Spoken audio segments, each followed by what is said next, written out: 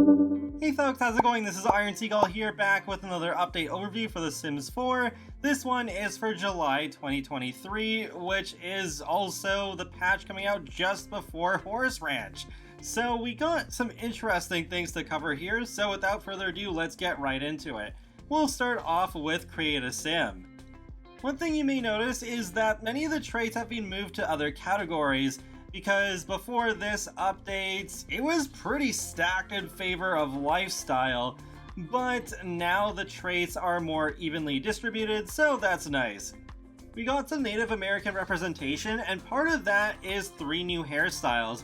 We have this hair that goes down to the Sims mid-back, and I love some of the strands that are hanging off both sides that makes the hair feel more detailed and not as flat. And then we have a single braid, and my personal favorite is the double braid. All 3 of these are styles that I've wanted to see in The Sims 4 for a long time now. I've had some Native American Sims in my game for years, some have even shown up in my Let's Plays, so I will definitely be making good use of this content.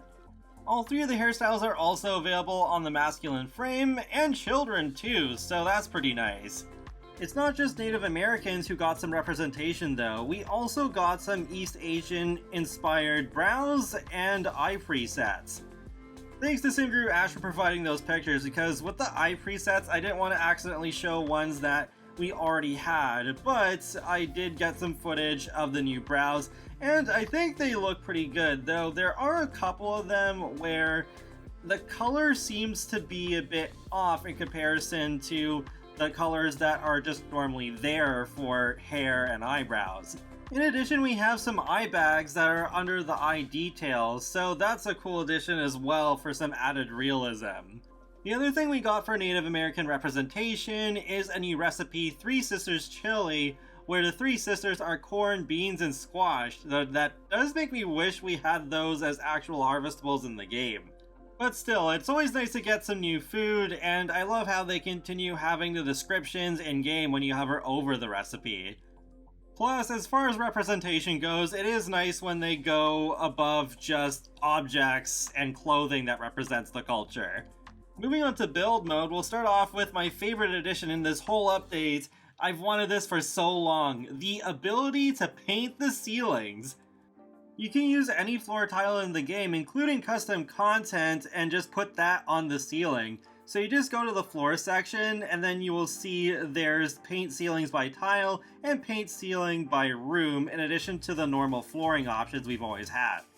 Once you've selected a ceiling tile, then the ceiling will cover itself, so you can still hold down shift to cover the whole room if you want to, but you can also just paint individual tiles if you do want to change it up and not just be the same one tile for the whole thing.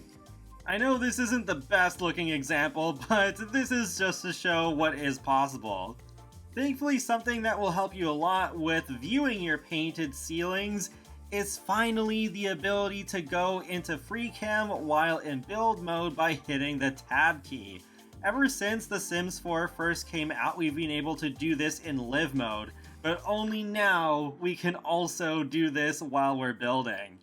I'm so glad that we won't need mods to do this anymore.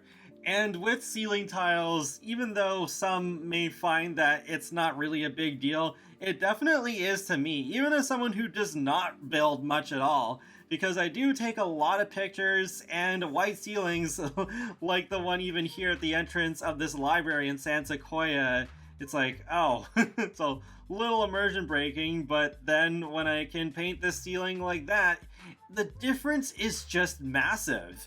I think it'll be especially noticeable when we get that castle kit that we voted on, and then all the builds come out on the gallery and it's like, oh yeah, with a better ceiling than just the plain white ceiling that's been in the game the whole time, it's just so much better. They do acknowledge in the patch notes that this does not apply to the underside of roofs. That'd be amazing if we could paint those in the future as well.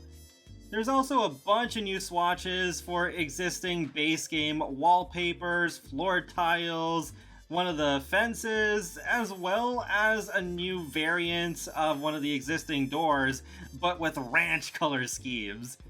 There's simply way too many additions to the floor tiles and wallpapers for me to show off in this video, because I wouldn't even know which of those swatches are new ones and which are the old ones.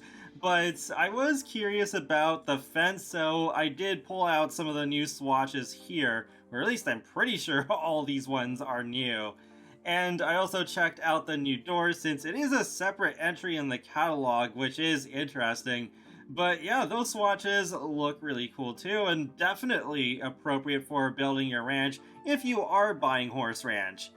Lastly, of course, there are bug fixes, and there's quite a few this time around, more than what was even shown in the laundry list. One particularly annoying issue for me personally was with cats and dogs, where Townie Sims would sometimes unleash their dogs before leaving the neighborhood, but they're no longer supposed to do that anymore. They also added 2 radio stations to the likes and dislikes section of Create a Sim that weren't there before, Carnival Beats and Batu Radio.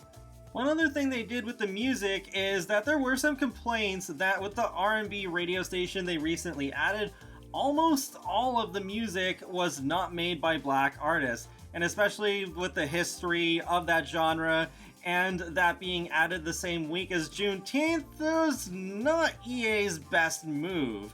But now, with 3 of the songs that were first in the pop radio station, they now also appear in R&B, and 2 out of those 3 artists are black artists, so that is an improvement over what we had before. While I still wouldn't mind seeing more new R&B music by black artists added later, it is a good idea to recategorize some of these songs that we have in the game already, because the pop and alternative stations just feel like a catch-all, but it would be nice to get more genres so that the music can actually be put into the categories that they would have made sense to be put there in the first place. So that is it for the July 2023 updates. So overall, I think it's a pretty decent one. Nothing like massive, but some pretty solid additions nonetheless. And well, they still have not fixed the console controls, so I don't know when that's gonna happen. At this rate, I wouldn't be surprised if it takes until the end of the year. Feel free to let me know your thoughts on this update in the comment section below, and be sure to subscribe if you'd like to keep up with my latest gaming content. I will talk to you all later, and have a great day. Thanks for watching!